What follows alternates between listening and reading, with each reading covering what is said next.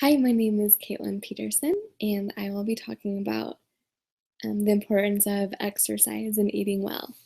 Exercising and eating healthy is not only vital to our physical bodies, but to us mentally as well. Not only is this topic identified in the scriptures multiple times, it is also discussed and studied more and more. We see that our bodies and minds will be healthier and clearer, and exercise can make us happy. There are many diseases related to um, eating poorly and lack of exercise, including heart disease, obesity, diabetes, and others. While a portion of our lifespan is related to genetics, another portion is linked to how we live. In fact, it is proven that you can eliminate diabetes and high cholesterol with healthy eating and staying active. The scriptures state that we must have moderation in all things. We are commanded to keep our bodies clean and refrain from partaking of harmful substances. The word of wisdom also offers insight on what we should eat and how often we should eat it. All of these instructions given to us are for our good and benefit us in the long run. In D&C 89 verses 18 through 20 it states, "And all saints who remember to keep and do these things, walking in obedience to the commandments, and shall receive health in their navel and marrow in their bones, and shall find wisdom and great treasures of knowledge, even hidden treasures, and shall run and not be weary, and shall walk and not faint." These verses are in reference to the word of wisdom. Here we learn that wine and strong drinks are not good for the body. We learn that tobacco is not to be partaken along with hot drinks. We also learn that herbs, fruit, and grain can be used with prudence and to eat meat sparingly. We are commanded this for the good of our bodies.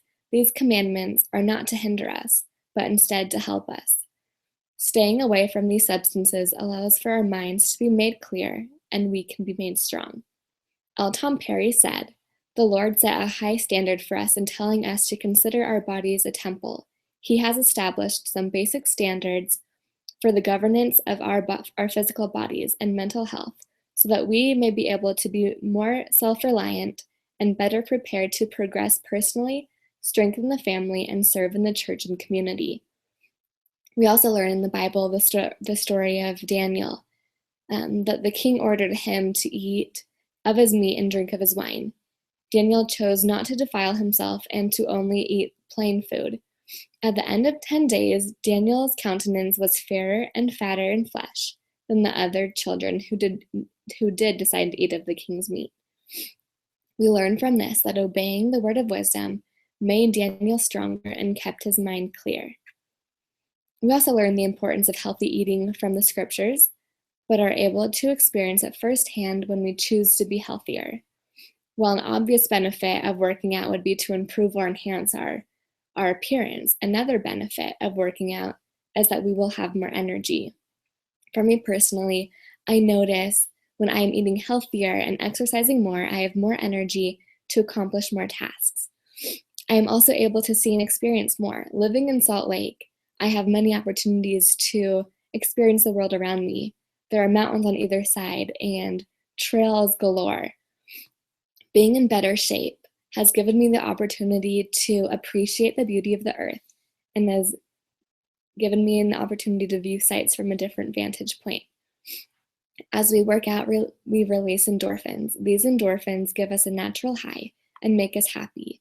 Endorphins are produced by cells in our nervous system as well as other parts of our bodies.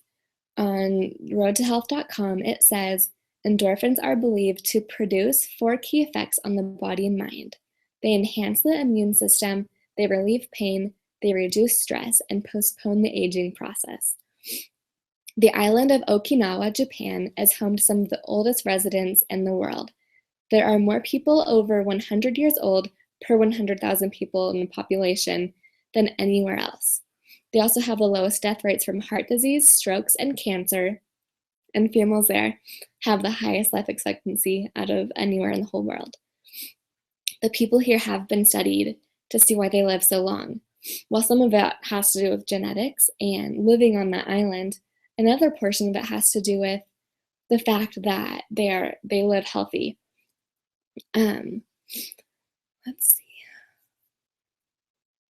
This is because they have less free radicals in their blood, and that's because they eat fewer calories than the average person. They all have clean arteries and low cholesterol. Because there is an 80% there is there is an 80% less chance of them to have heart disease.